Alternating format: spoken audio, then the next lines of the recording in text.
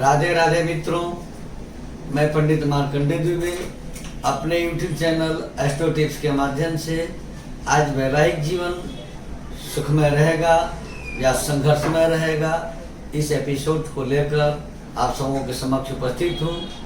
चूँकि कुंडली का 7वां भाव विवाह, वैवाहिक जीवन, पति का स्वभाव, पति के साथ सुख दुख सारी चीज़ों की जानकारी देता है। 7वां भाव सूक्ष्म कर्म स्थान है तो संतान के पराक्रम का स्थान है। इस जगह से बहुत सारी चीज़ों का अनुमान और गणना किया जाता है, चूँकि यह कुंडली का तीसरा केंद्र होता है। विवाह शब्द का मतलब होता है विवाह, विशेष भार वहन करना, अर्थात कुछ विशेष जिम्मेदारियों का निर्वहन करना ही विवाह है। और वैवाहिक जीवन यानी निर्वहन करने में कठिनाई आती हो उस जीवन में, तो वह जीवन सुखद नहीं कहा जाता है।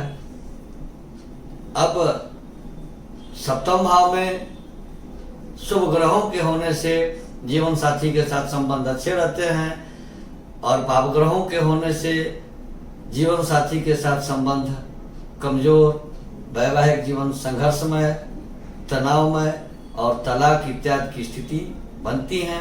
इन सारी चीज़ों का आकलन, सारी चीज़ों का हिसाब किताब कुंडली के 7वें भाव से किया जाता है।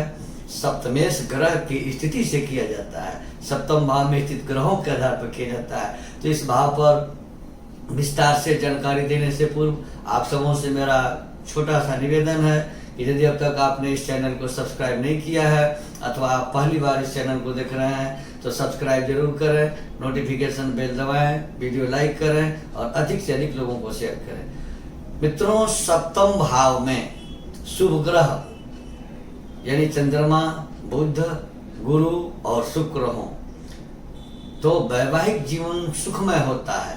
किंतु बुध, चंद्रमा, शुक्र और गुरु नीच राशि में न हो तथा उस कुंडली के 6वें, 8वें और 12वें भाव के स्वामी होकर 7वें भाव में स्थित न हो तो वैवाहिक जीवन बहुत ही सुखद होता है।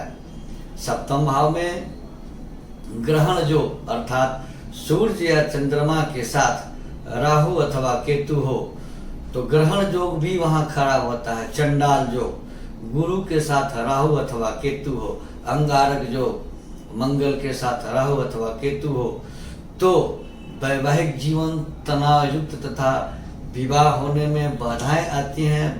बात हो करके विवाह कट जाता है, काफी उम्र होने पर विवाह होता है। 7वें भाव में कोई भी ग्रह नीच राशि का हो, चाहे वो शुभ ग्रह हो या पाप ग्रह हो, तो वैवाहिक जीवन में हमेशा संघर्ष बना रहता है। यानी नीचस्थ ग्रह अशुभ फल देते हैं, अशुभ स्थिति पैदा करते हैं, इसलिए जीवन साथी के बीच, दो लोगों के बीच, पति पत्नी के बीच हमेशा संघर्ष बना रहता है। 7वें भाव में राहु केतु का होना या लग्न में राहु अथवा केतु और 7वें में राहु अथवा केतु का होना तथा शत्रु राशि में होना वैवाहिक जीवन में अधिक समस्याएं और अचानक समस्याएं देता है और वैवाहिक जीवन पूरा संघर्ष में रहता है, झंझट होते रहता है। 7वें भाव के दोनों तरफ यानी पहले यानी 6ठा भाव, बाद यानी 8वां भाव, यानी 7वें के आगे और पीछे अगर पाप ग्रह हो तो वैवाहिक जीवन पूरी तरह से कष्टमय होता है। सप्तमेश ग्रह का 6ठे, 8वें और 12वें भाव में स्थित होना अथवा सप्तमेश ग्रह नीच राशि में हो तो वैवाहिक जीवन पूरी तरह से अशांत रहता है।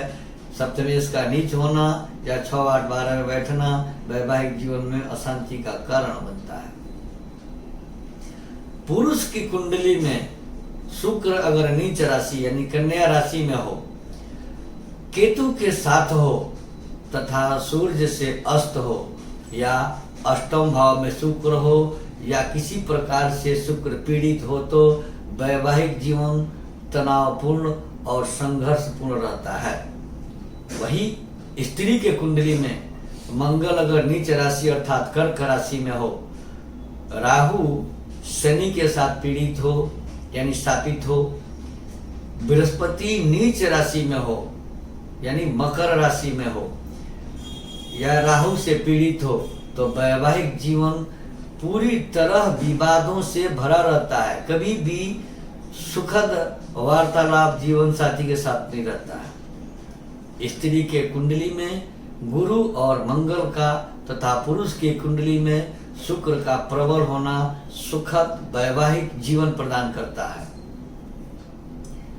6, 8, 12 भाव में यानी छठे भाव रोग भाव, अष्टम भाव मृत्यु भाव और 12वां भाव पर्यंक सुख यानी पलंग शयन का सुख के भाव के स्वामी अगर सप्तम भाव में हो तो वैवाहिक जीवन में कमी तथा हमेशा बाधाएं मिलती रहती हैं।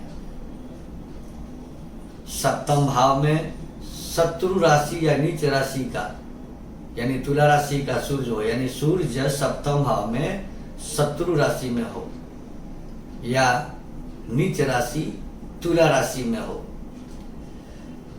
तो वैवाहिक जीवन में बाधा और संघर्ष पूरी तरह से लाता है।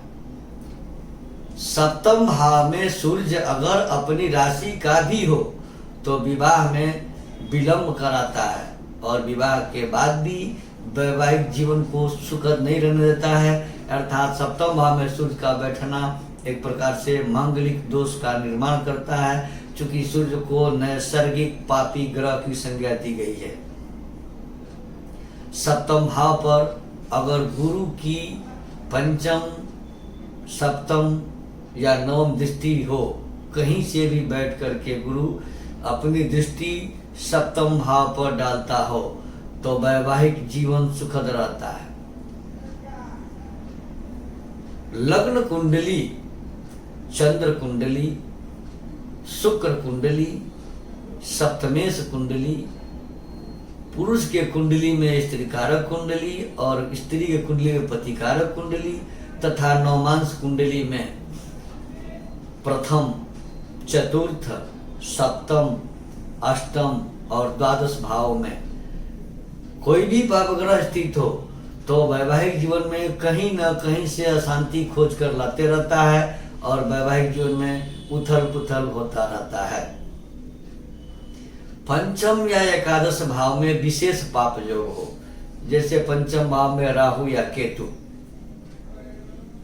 पंचम में राहु एकादश में केतु, पंचम में केतु एकादश में राहु, पंचम में शनि एकादश में मंगल, पंचम में मंगल एकादश में शनि, पंचम में सूर्य एकादश में शनि अथवा मंगल, या पंचम में शनि अथवा मंगल और एकादश में सूर्य हो तो यह संतान प्रतिबंधक योग बनाता है और ये वैधव्य सूचक होता है, या पति पत्नी के बीच एक तरह का यह मांगलिक दोष होता है जो परमानेंट संघर्ष कराते रहता है और वैवाहिक जीवन में विघटन कारक होता है। इसीलिए हमारे पुराणों में, वेदों में, ज्योतिष शास्त्र में इसकी चर्चा की गई है कि विवाह से पहले ही कुंडली मिलान अच्छी तरह से कर ली जाए। कुंडली मिलान के लिए दोनों के यानी वर और कन्या, पति और पत्नी दोनों के कुंडली में अगर समरसता है तो वैवाहिक जीवन लगभग अच्छा रहता है। अगर अंतर है तो कहीं न कहीं से उथल पुथल जरूर रहता है। सप्तम भाव में पाप ग्रहों का होना अच्छे जीवन साथी का संकेत नहीं है। सप्तम में शुभ ग्रहों का होना अच्छे जीवन साथी के प्राप्ति का संकेत है। शास्त्रों में कहा गया है कि कुभार्जा सप्तमे पाप सौम्य सर्वजन प्रिय गुरु शुक्रो शचि तुल्याम रूप लावण्य शालिनी। कुभार्जा सप्तमे पाप, सप्तम में पाप ग्रह हो तो अच्छी पत्नी नहीं मिलती है पुरुष को, और स्त्री के कुंडली में हो तो अच्छा पति नहीं मिलता है। सौम्य सर्वजन प्रिय, चंद्रमा, गुरु, बुध और शुक्र हो तो सभी के प्रिय जीवन साथी की प्राप्ति होती है। इसलिए कुंडली में स्थित ग्रह ही बताते हैं कि वैवाहिक जीवन सुखद रहेगा अथवा कष्टकारी रहेगा। मित्रों, बने रहें हमारे साथ ज्योतिष, वास्तु, पर्व त्योहारों तथा धार्मिक एपिसोड के लिए। हमारे यहाँ से अगर आप हमसे वास्तु विजिट कराना चाहते हैं, कुंडली बनवाना चाहते हैं, कुंडली दिखाना चाहते हैं, सभी प्रकार के रत्न और रुद्राक्ष सर्टिफिकेट्स के साथ उचित मूल्य पर प्राप्त करना चाहते हैं, वाराणसी के पंडितों के द्वारा यज्ञ, अनुष्ठान, हवन, पूजा पाठ आदि कराना चाहते हैं, तो स्क्रॉल पर दिए गए नंबर से संपर्क कर अपॉइंटमेंट लेकर सारी सुविधाएं आप हमारे यहाँ से प्राप्त कर सकते हैं। धन्यवाद। राधे राधे।